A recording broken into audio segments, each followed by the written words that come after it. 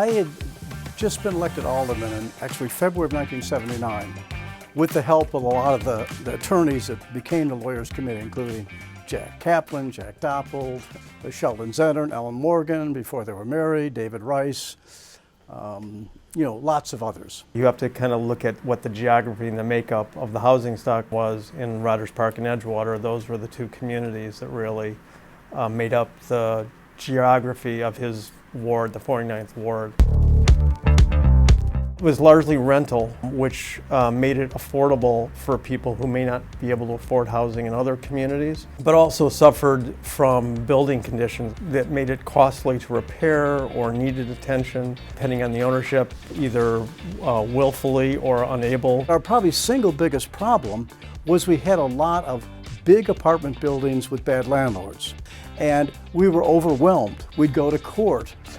Sometimes I swear the bailiffs were taking money to the hotshot lawyers that represented the slumlords.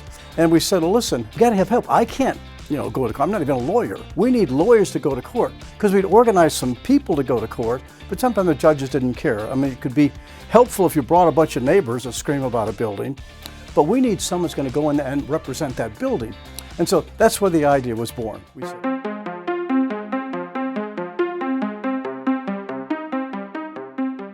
this building was vacant and weeds everywhere. The neighbors were complaining, very angry, what the hell's going on? A lot of people wanted this torn down. And if you tear it down, it's much more expensive to start over.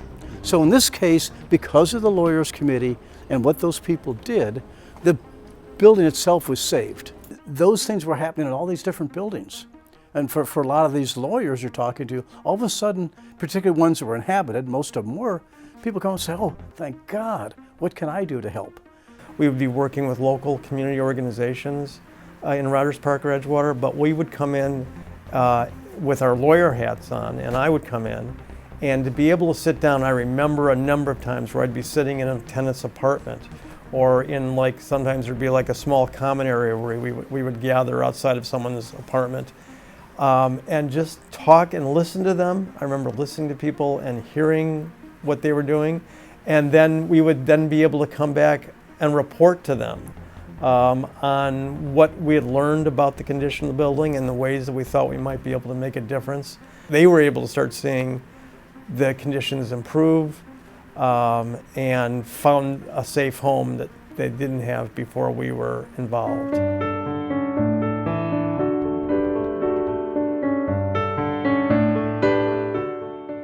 My name is Michelle Gilbert, and I'm the Legal and Policy Director at LCBH.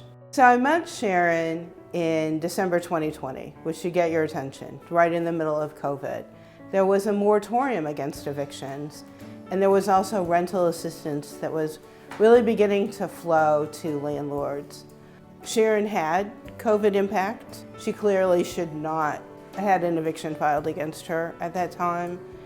I was told to contact LCBH. I was in the dark. I didn't know where to go because it didn't seem fair to me. This was a quick fix for me. Just give me a little time and I can get it straightened out.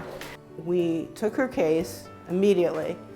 This is not a case that should be filed. It violates the governor's eviction moratorium. We had a volunteer attorney, Shiva, who with others from his firm represented Sharon. We worked on it together, and we knew that what we wanted to accomplish more than anything was getting the eviction dismissed so that we could let rental assistance do its trick. My world just, went from dark to sunlight then, because I was fitted with an attorney. They went right to work, asking me questions, asking for my documentations and everything. Whenever someone goes to eviction court, they're going to have a better outcome than if they don't go at all. There have been a lot of changes in eviction court. Since COVID, there are more resources, both attorneys and rental assistants, and there have been changes in the process. Things that LCBH has worked on and that we will continue to work on. I'm happy in my apartment, and I feel that I can come in after work and just breathe, you know, in my own apartment. You know, tenants are not just, you know, baggage in housing.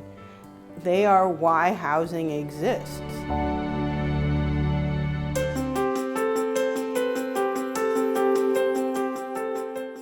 My name is Mark Swartz, Executive Director, Lawyers Committee for Better Housing. When you look back at the 40-year history of LCBH, the interest in not just doing direct representation, but looking at the systems that we're working in and trying to learn how to make changes within those systems with every client that we represent is something that's in LCBH's DNA. We know that only 10% of tenants are represented in court, whereas 90% of landlords are represented in court. And we know the impact that representation will have. LCBH will be the lead in a right to counsel initiative funded by the Chicago Department of Housing for the next 3 years. Right to counsel acknowledges that everyone who has to go through the court process is entitled to an attorney and doesn't have to go it alone. We see this as a game changer in keeping people housed and having justice in those eviction courtrooms. Lawyers Committee for Better Housing is announcing a name change. Our new name is Law Center for Better Housing. My name is April Ikenga and I am a case manager for supportive services at LCBH. LCBH has done is took the steps to combine legal services and supportive services to not just win a court case, but to actually stabilize housing. We are looking for something long-term. LCBH is not a hit and miss. We are actually trying to change laws, change policy, and again, create an environment where there is fair and equal housing. I am continually impressed by the range of programs and the expertise the Law Center brings to the work it does in the community. And I'm excited to be a part of that continued growth and vitality. The Law Center for Better Housing, it puts everything together. So it's not just, you know, tenant, it's not tenant versus landlord. It's basically how do we get better housing? And that's a much bigger picture. I am very amazed and proud of the fact that there were pioneers who started before me and began a process that a movement that I in my adult years would soon join. And that it has always, LCBH always has and always will continue to fight for and maintain housing in our communities.